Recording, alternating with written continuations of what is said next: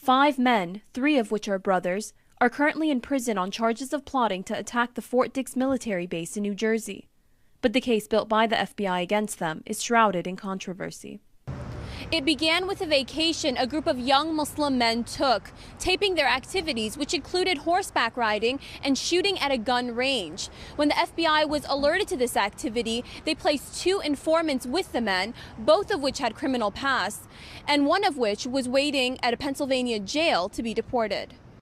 3 of the convicted men are brothers, ŞAHİN, Elvir, and Dritan Duka. The oldest Duka brother was talked into buying guns. He wanted to be able to go to a legal shooting range and shoot guns without having to wait in line. So if he owned his own guns, he wouldn't have to do that.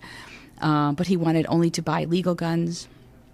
But he was entrapped in a sting operation into buying illegal guns. After 18 months, hundreds of hours of conversation, and hundreds of thousands of dollars paid to the informants, the FBI arrested and prosecuted the men, 4 of which were given life sentences in 2008, while another is serving 33 years.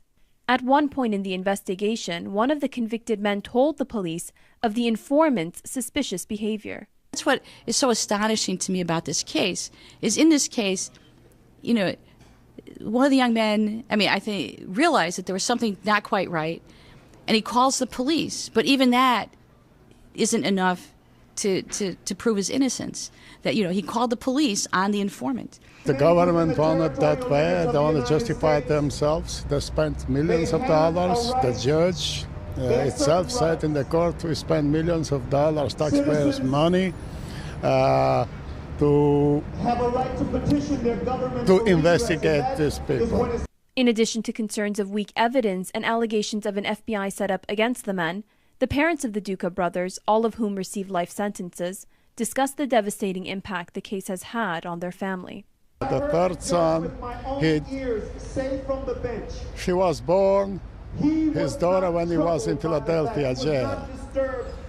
And we asked the judge, please, can he hold for 1 second in his hand his own daughter? He denied. He said no. Their mother, Zurata Duka, says life has been particularly difficult for their 6 grandchildren who have been left without fathers. Every morning, last week, she cried for her father, my little granddaughter. She said, I cry in the class and crying when I see my friend. And I was thinking, everybody have the father. I don't have my father. Last year, the Supreme Court refused to hear the case, cementing the ruling against the Fort Dix 5. Marjan Asi, Press TV, Washington.